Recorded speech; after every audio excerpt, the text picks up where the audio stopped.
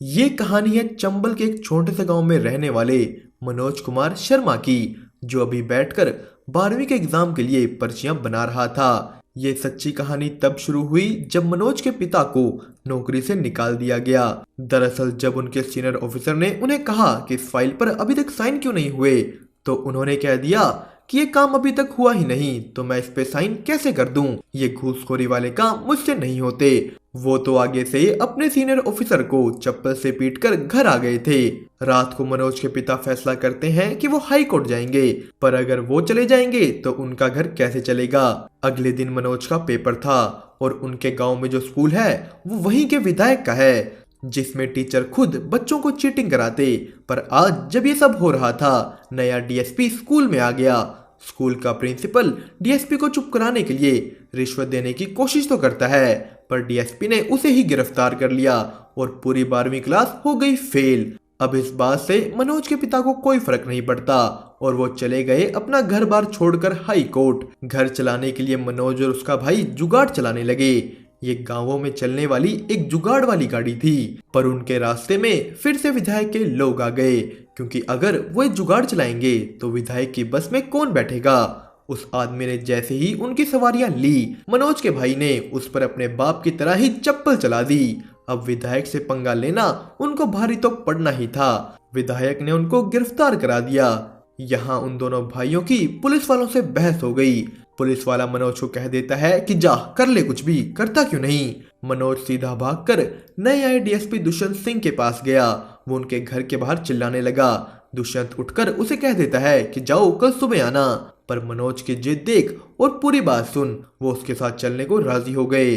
वो मनोज के भाई को छुड़वाते हैं, यहाँ तक कि वो खुद उन्हें अपनी गाड़ी में बिठाकर घर छोड़कर आए। यहाँ रास्ते में जाते हुए मनोज उनको ही देखी जा रहा था। वो उनसे इतना प्रभावित हुआ कि उसने वही फैसला कर लिया कि वो भी उनकी तरह एक बड़ा ईमानदार अफसर बनेगा। मनोज दुष्यंत सिंह से पूछता है कि मैं आपकी तरह कैसे बनूं, तो उसने उसे एक ही बात कही कि चीटिंग छोड़नी होगी। अगले साल दुष्यंत सिंह का तो ट्रांसफर हो जाता है, पर इस एग्जाम में सब बच्चों ने तो चीटिंग की पर मनोज ने नहीं।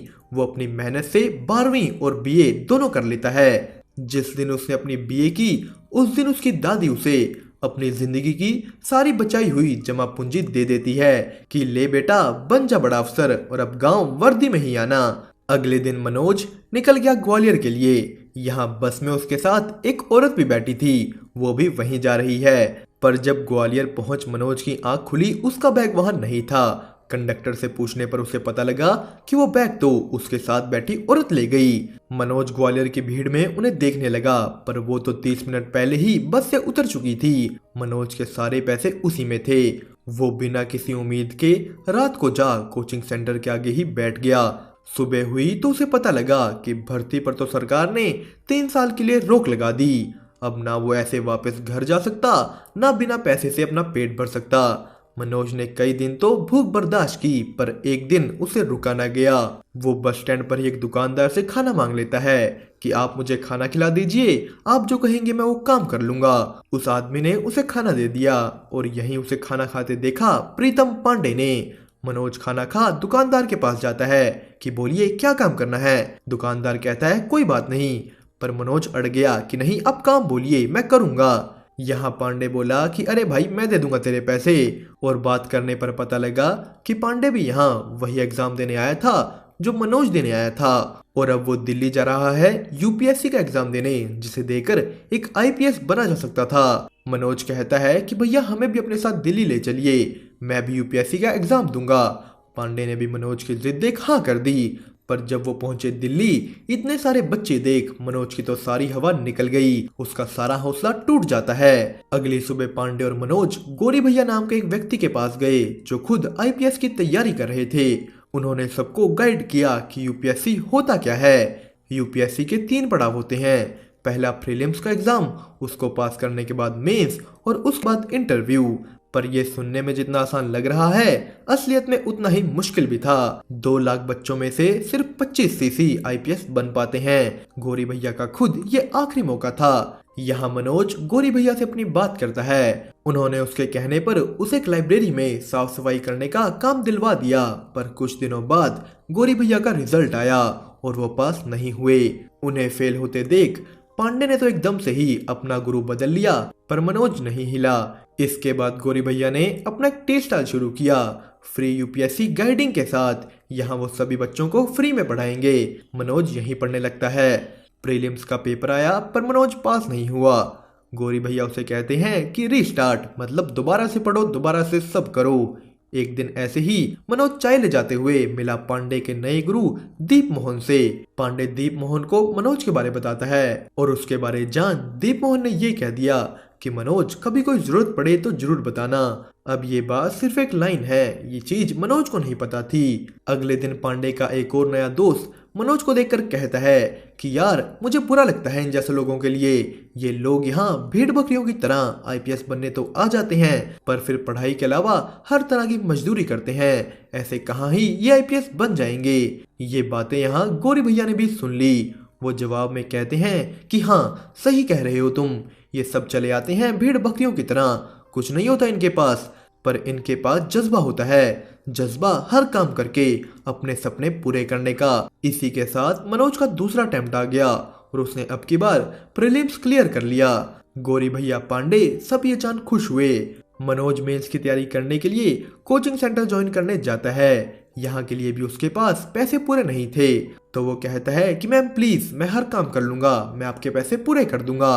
तो उन्होंने उसे काम दे दिया। उसने यहाँ कुछ फोटोज देखी और जोर से कहा कि मैम दीप मोहन सर तो यहाँ पढ़े ही नहीं, उन्होंने तो कोचिंग ली ही नहीं। तो कोचिंग सेंटर वाली मैम कहती है कि ये सब ऐसे ही होता है, हम इन्हें पैसे देते हैं।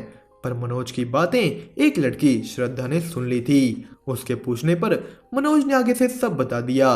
श्रद्धा और मनोज दोनों इस कोचिंग सेंटर से चल देते हैं। जाते जाते उन दोनों का इंट्रोडक्शन हुआ। मनोज ने अपना नाम और ये बात कि वो यहीं लाइब्रेरी में पढ़ता है श्रद्धा को बता दी। वो इस आस में था कि वो उससे मिलने आएगी, और हुआ भी ऐसा ही।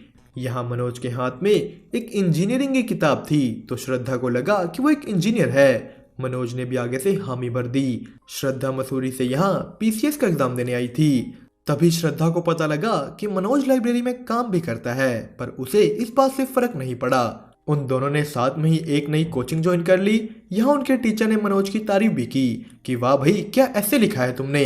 उन्होंने उसे एक चॉकलेट दिया और उसने आगे से वही दे दिया श्रद्धा को। आने वाले कुछ दिनों में वो अच्छे दोस्त बन गए। श्रद्धा मनोज को अच्छी तरह समझती थी, वो उसकी फाइनेंशियल कंडीशन को भी जानती थी। पर एक दिन कोचिंग के वक्त जब सर ने एक इंजीनियरिंग का सवाल पूछा, तो वो मनोज को कहती है कि तुम दो ना इसका आंसर, तुम्हें तो पता है। पर यहाँ उसके सामने ये सच आया कि मनोज ने इंजीनियरिंग नहीं बीए की थी। उसे इस बात से बहुत दुख हुआ कि मनोज ने उससे इतना बड़ा सच छुपाया। उसी दिन मनोज की लाइब्रेरियन से लड़ाई हो जाती है। वो मनोज पर बेईमानी का आरोप लगा रहा था। मनोज ने लाइब्रेरी छोड़ दी, क्लास में आना छोड़ दिया। वो एक आटा चक्की चलाने लग गया था। पांडे उसे कहता है कि भाई जाके श्रद्धा से सॉरी बोल ले, वो प्रीलिम्स के लिए मसूरी जा रही है। पर मनोज का कहना था कि अब तो मेंस करके ही सॉरी बोलूंगा। पांडे मनोज की रहने सहने की हालत देख बहुत दुखी हुआ। वो कहता है कि भाई जिद मत कर, काम का छोड़ और पढ़ ले वरना फेल हो जाएगा। पर मनोज का पेपर उसके हिसाब से बहुत अच्छा हुआ। उसे यकीन था कि वो पास हो जाएगा कि तभी उसे पता लगा कि वो तो गलती से टूरिज्म की जगह टेररिज्म पर ऐसे लिखाया है। वो दूसरे अटेम्प्ट में भी फेल हो गया। अगले कुछ दिन वो किसी को नहीं मिला, किसी को नहीं दिखा। मनोज सीधा मसूरी पहुंच जाता है श्रद्धा को मिलने। वो उसके घर गया पर घर पर कोई नहीं था। सभी उसकी बुआ के घर शादी में हैं। उनके नौकर ने मनोज की श्रद्धा से बात कराई। मनोज श्रद्धा से माफी मांगता है। श्रद्धा के पूछने पर उसने उसे यह भी बताया कि वो मेंस में फेल हो गया, पर उसकी यहाँ आने की असली वजह थी श्रद्धा को आई लव यू कहना। वो श्रद्धा को कहता है कि अब तुम भी बोल दो, फिर मैं सारी दुनिया उलट पुलट कर दूंगा। पर श्रद्धा तो उनके नौकर को कह देती है कि मनोज को वापस दिल्ली भेज दीजिए। मनोज दिल्ली की जगह अपने गांव जाता है। यहाँ उसे पता लगा कि उसकी दादी अब नहीं रही। उन्होंने सबको मना किया था कि ना मनोज और ना मनोज के पिता को उनकी मौत के बारे बताया जाए। उसके घर की हालत भी ठीक नहीं। मनोज को अपने साथ साथ अब घर को भी संभालना होगा। उसे उनके लिए आईपीएस बनना होगा। वो दिल्ली वापस आ दिन भर आटा चक्की में काम करता और रात को पढ़ाई। तभी उससे मिलने उसके पिता आते हैं। वो भी उसकी हालत देख कहते हैं कि बेटा मैं विधायक के साथ घूसखोरी वाला काम कर लूंगा, तू मेरे साथ घर चल। तो मनोज उन्हें कहता है कि पापा कैसी बात कर रहे हैं आप, हम ईमानदार लोग कभी हार नहीं मानते, सब ठीक हो जाएगा। वो फिर से अपने कामों में लग गया। एक दिन श्रद्धा कोचिंग क्लासेस में वापस आ जाती है। उसने मनोज को कहा कि उस दिन तुम्हारी कॉल के 1 मिनट बाद मैंने दोबारा कॉल की थी, पर तब तक तुम जा चुके थे। श्रद्धा मनोज से बात करना चाहती है, पर मनोज ने उसे कह दिया कि हम प्रीलिम्स के बाद बात करेंगे। इसके बाद श्रद्धा मनोज को कई महीने नहीं मिल पाई और फिर आया प्रीलिम्स का रिजल्ट। पांडे तीसरी बार फेल हो गया। श्रद्धा उससे मनोज के बारे पूछती है, जो रिजल्ट देखने तक नहीं आया था। श्रद्धा मनोज का एड्रेस पूछ उस तक पहुंच गई। वो उसे पास होने की बधाई देती है, पर साथ ही उसे यहाँ ऐसे रहते देख वो बहुत दुखी हुई। श्रद्धा उसे कहती है कि मेरे पास कुछ सेविंग्स हैं, तुम ये सब काम छोड़ो और सिर्फ पढ़ाई पर ध्यान दो। मनोज ने साफ मना कर दिया। उसके ऊपर अपने घर की भी जिम्मेदारियां हैं, उसे सब संभालना था। अब इस वजह से हुआ वही जिसका श्रद्धा को डर था। मनोज मेंस के एग्जाम में फेल हो गया, पर फिर भी रात के 2 बजे श्रद्धा मनोज के साथ बैठी है, उसका हाथ पकड़े। अब ये चीज नशे में पांडे से देखी नहीं गई। वो मनोज को साफ साफ कह देता है कि श्रद्धा जो आज तेरे साथ है, अगर वो ना होती तो शायद तू पास हो जाता, और ये भी तुझे छोड़ जाएगी अगर तू आखिरी अटेम्प्ट में फेल हो गया। श्रद्धा उसकी एक कड़वी बातें सुन रोती हुई वहां से उठ गई। वो मनोज को कहती है कि तुमने कहा था ना कि अगर मैं आई लव यू बोल दूं तो तुम पूरी दुनिया पलट दोगे, तो जाओ पलट दो दुनिया। मनोज सीधा भागकर दीप मोहन के घर जाता है। दीप मोहन ने उसे उस दिन कहा था ना कि कोई जरूरत हो तो जरूर बताना। मनोज यहाँ उन्हें बताता है कि उसे मेंस क्लियर नहीं हो रहा, तो दीप मोहन ने कहा कि हाँ, मेंस क्लियर करना सबके बस की बात नहीं है, तुमसे भी ये नहीं हो पाएगा। उसने ये बात प्रूव भी की कि तेरे से नहीं होगा। गौरी भैया ये बात जान बहुत गुस्सा हुए। वो मनोज को कहते हैं कि अब तुम पढ़ाई के अलावा कुछ नहीं करोगे, तुम्हारे घर पर पैसे हम भेज देंगे और तुम एक शब्द नहीं बोलोगे। उन्होंने उसका सारा सामान आटा चक्की से निकाल अपने कमरे में शिफ्ट करवाया। मनोज ने पूरी लगन से पढ़ाई शुरू कर दी, जिसमें श्रद्धा ने भी उसका पूरा साथ दिया।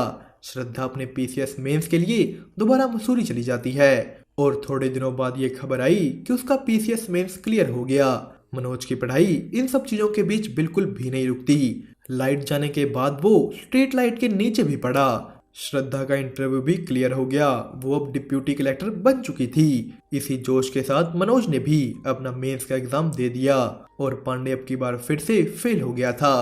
मनोज खुशी खुशी पांडे के पास आता है कि भाई फोन देना, श्रद्धा को फोन करना है। तो पांडे कहता है तेरा क्लियर हो गया, पर क्या तूने आज तक मेरे बारे भी पूछा? तुझे यूपीएससी के बारे सब मैंने बताया, यहाँ मैं लेकर आया, तूने पूछा कभी मेरे बारे? उनकी दोस्ती में दरार आ गई। मनोज गौरी भैया के टी स्टॉल से श्रद्धा को फोन करता है, पर उसकी मम्मी ने फोन उठा कह दिया कि श्रद्धा अभी घर पर नहीं है। कुछ देर बाद श्रद्धा का फोन आया। श्रद्धा मनोज के इंटरव्यू के लिए दिल्ली नहीं आ पाएगी, क्योंकि किसी ने उसके पापा को कह दिया था कि वो मनोज के साथ सो रही है। मनोज ने अगली कॉल पांडे को की, पर वो तो एक जेल में बंद था। मनोज पुलिस स्टेशन गया।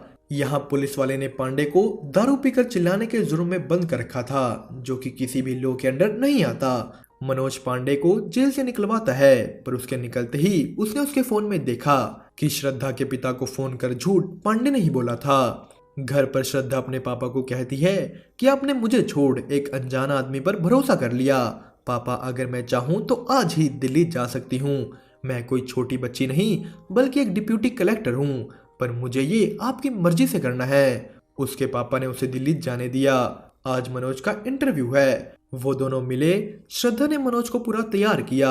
इंटरव्यू से पहले मनोज पांडे को मिलने जाता है, क्योंकि वही तो उसे यहाँ तक लेकर आया था। वो उसे थैंक यू कहता है। उसने भी श्रद्धा से माफी मांगी। श्रद्धा ने उसे मजाक में कहा कि तुम झूठी बातें इतनी सच्चाई से बोलते हो, टीवी पर रिपोर्टर बन जाओ ना। श्रद्धा और मनोज दोनों इंटरव्यू के लिए निकल गए।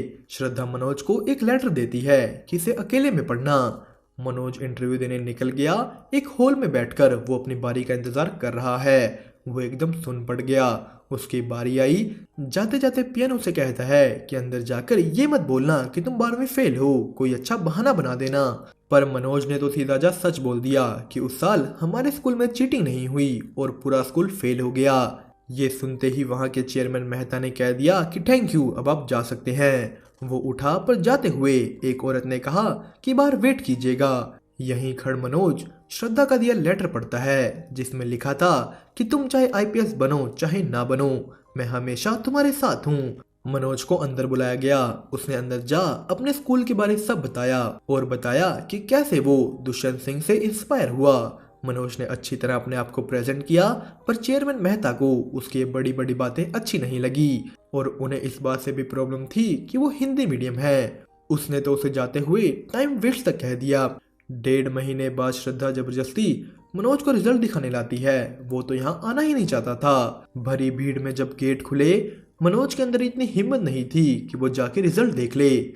श्रद्धा ने रिजल्ट देखा और देखते ही वो रोने लग गई। उस दिन मनोज के जाने के बाद बाकी मेंबर्स ने उसकी सिलेक्शन के लिए हामी भरी थी। मनोज आईपीएस बन जाता है। वो दोनों रोने लगे। गौरी भैया, पांडे सब वहां गए। पांडे की ये पहली रिपोर्टिंग थी। गांव में उसके घर वाले, उसके पिता सब खुश हुए। वो वर्दी पहन सबसे पहले दुष्यंत सिंह से मिलने जाता है। उनकी भी छाती उसे देख गर्व से फूल गई। श्रद्धा और मनोज की शादी हो जाती है और इसी के साथ हमारी मूवी 12वीं फेल हुई यहीं पर खत्म।